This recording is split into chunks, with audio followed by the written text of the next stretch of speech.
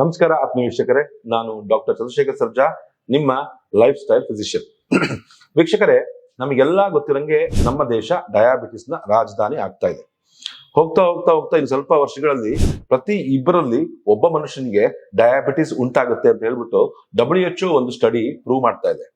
ನೋಡಿ, ಇತ್ತೀಚೆಗಂತೂ ಎವ್ರಿ 3 ಜನ ಒಬ್ಬರಲ್ಲಿ after the age of 50 every 3 persons ಅಲ್ಲಿ ಒಬ್ಬ ಮನುಷ್ಯನಿಗೆ ಡಯಾಬಿಟಿಕ್ ಅಂತ ಹೇಳ್ಬಿಟ್ಟು ಈಗಾಗಲೇ ಒಂದು ಹೊಸ ಸಂಶೋಧನೆ ಪ್ರೂವ್ ಮಾಡ್ತಾ ಇದೆ, ಒಂದು ಸರ್ವೆ ಪ್ರೂವ್ ಮಾಡ್ತಾ ಇದೆ. ಅಂತ ಹೇಳಿದ್ರೆ ಯಾಕೆ ಇಷ್ಟು ಪ್ರಮಾಣದಲ್ಲಿ ನಮ್ಮ ದೇಶ ಡಯಾಬಿಟಿಸ್ ನ ರಾಜಧಾನಿ ಆಗ್ತಾ ಇದೆ?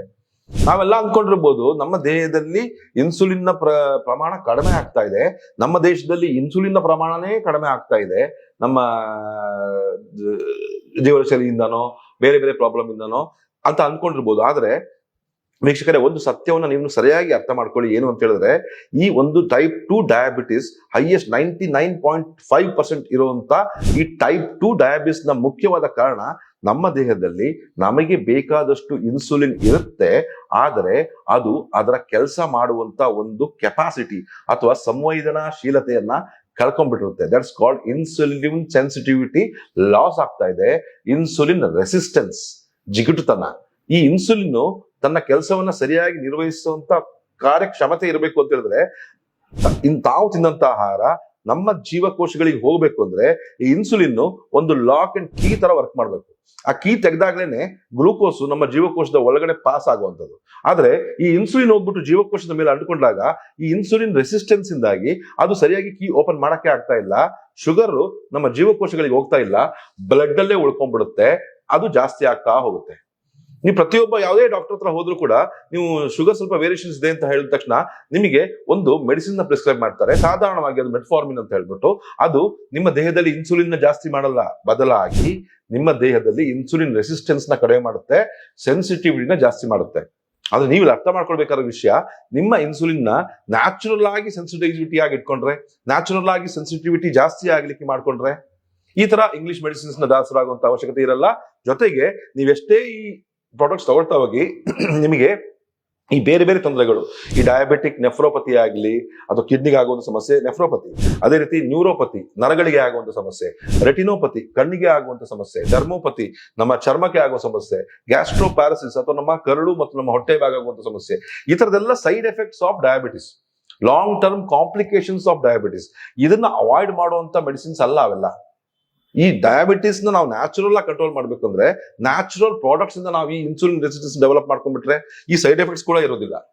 ಶುಗರು ಕಂಟ್ರೋಲ್ ಇರುತ್ತೆ, ಇನ್ಸುಲಿನ್ ರೆಸಿಸ್ಟೆನ್ಸ್ ನಾರ್ಮಲ್ ಆಗುತ್ತೆ, ನಮ್ಮ ದೇಹಕ್ಕೆ ಸಾಕಷ್ಟು ಪೋಷಕಾಂಶಗಳನ್ನ ಕೂಡ ಒದಗಿಸುತ್ತೆ. ಆ ತರ ಕೆಲವು foods, wonderful super foods for diabetes ನೊಂದಿಗೆ ನಾನು ನಿಮ್ಮ ಮುಂದೆ ಬಂದೀನಿ.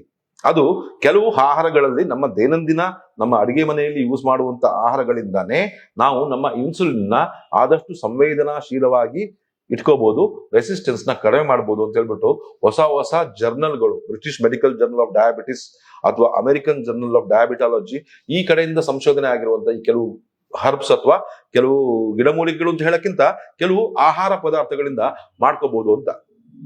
ಅದರಲ್ಲಿ ಒಂದು ಬಹಳ ಮುಖ್ಯವಾಗಿ ಮೊರಿಂಗಾ ಲೀವ್ಸ್ ಅಥವಾ ನುಗ್ಗೆ ಸೊಪ್ಪು. ನುಗ್ಗೆ ಸೊಪ್ಪಿನ ಮಹಾತ್ಮೆ ಹೇಳ್ತಾ ಹೋದ್ರೆ ಸುಮಾರು ಸಾಕಷ್ಟಿದೆ. ಅದರಲ್ಲಿ ಡಯಾಬಿಟಿಸ್ ನವರಿಗಂತೂ ಕೂಡ ಅದು ಒಂದು ವರದಾನ ಅಂತ ಹೇಳ್ಬೋದು. ಯಾಕೆಂತ ಹೇಳಿದ್ರೆ ಇದರಲ್ಲಿ ಇರುವಂತ ಕೋಲಿನರ್ಜಿಕ್ ಆಸಿಡ್, ಪಾಲಿಫಿನಾಲ್ಗಳು, ಆಂಟಿ ಆಕ್ಸಿಡೆಂಟ್ಗಳು ಮತ್ತು ಸುಮಾರು ಖನಿಜಾಂಶಗಳು ಏನ್ ಮಾಡುತ್ತೆ ಅಂತ ಹೇಳಿದ್ರೆ ನಮ್ಮ ದೇಹದಲ್ಲಿ ಇನ್ಸುಲಿನ್ ರೆಸಿಸ್ಟೆನ್ಸ್ ನ ಕಡಿಮೆ ಮಾಡುತ್ತೆ ಅಂತ ವೈಜ್ಞಾನಿಕವಾಗಿ ಪುರವಾಗಿದೆ.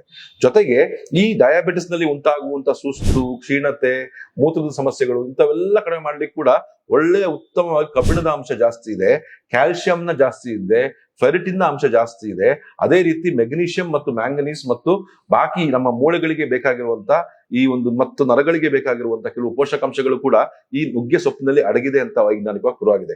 ಸಾಧಾರಣವಾಗಿ ಡಯಾಬಿಟಿಸ್ ಅಂದ್ಮೇಲೆ ಸುಸ್ತಿದ್ದೇ ಇರುತ್ತೆ, ನರಗಳ ವೀಕ್ನೆಸ್ ಆಗ್ತಾನೆ ಇರುತ್ತೆ, ಹಾರ್ಟ್ ನಲ್ಲಿ ಕೊಲೆಸ್ಟ್ರಾಲ್ ಪ್ರಾಬ್ಲಮ್ ಬಂದೇ ಬರುತ್ತೆ.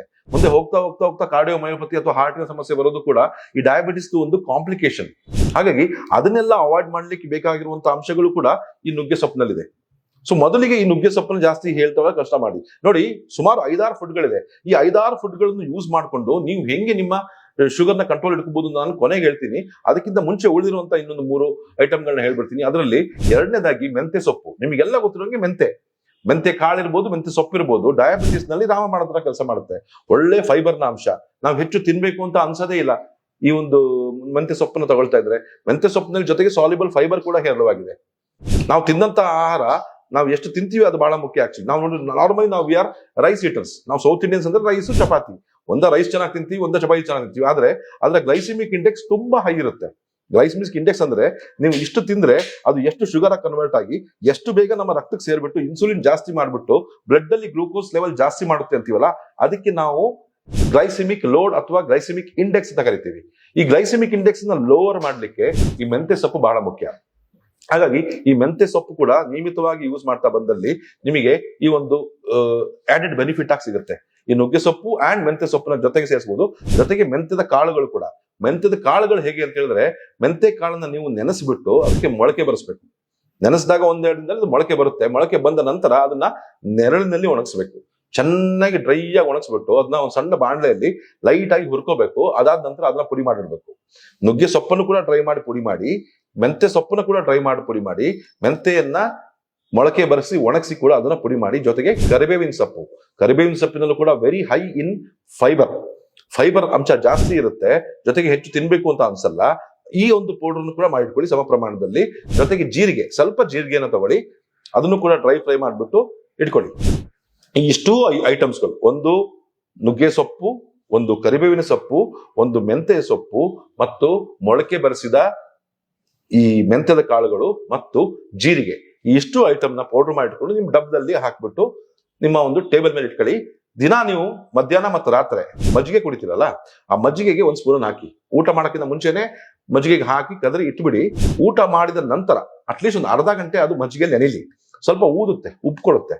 ಸೊ ಅದು ಊಟ ಆದ ನಂತರ ನೀವು ಇದನ್ನು ಸೇವಿಸ್ತಾ ಬನ್ನಿ. ಮಧ್ಯಾಹ್ನ ಒಂದು ಚಮಚ ಮಜ್ಜಿಗೆ ಒಂದಿಗೆ, ರಾತ್ರಿ ಒಂದು ಚಮಚ ಮಜ್ಜಿಗೆ ಒಂದಿಗೆ, ಕಡದ ಮಜ್ಜಿಗೆ, ಮನೆಯಲ್ಲೇ ಮಾಡಿರುವಂತ ಕಡದ ಮೊಸರಲ್ಲ ಮಜ್ಜಿಗೆಯೊಂದಿಗೆ ಅದನ್ನ ಮಿಕ್ಸ್ ಮಾಡ್ಕೊಂಡು ಸೇವಿಸ್ತಾ ಬರೋದ್ರಿಂದ ನಿಮ್ಮ ದೇಹದಲ್ಲಿ ಇನ್ಸುಲಿನ್ ರೆಸಿಸ್ಟೆನ್ಸ್ ಕಡಿಮೆ ಆಗುತ್ತೆ, ಇನ್ಸುಲಿನ್ ಸೆಂಟ್ರಲ್ ಜಾಸ್ತಿ ಆಗುತ್ತೆ, ಬ್ಲಡ್ ಶುಗರ್ ಲೆವೆಲ್ ಕಂಟ್ರೋಲ್ ಬಂದಿದೆ. ನನ್ನ ಸಾವಿರಾರು ಪೇಷಂಟ್ಸ್, ನಾನು 20 ವರ್ಷ ಪ್ರಾಕ್ಟೀಸ್ ನಿಂದ ನಾನು ಈ ಒಂದು ಟೆಕ್ನಿಕ್ ನ ಸುಮಾರು ಜನಕ್ಕೆ ಹೇಳಿದ್ದೀನಿ. ಇದೇ ತರ ವಿಡಿಯೋ ನಾನು ಮುಂಚೆನೂ ಮಾಡಿದ್ದೆ.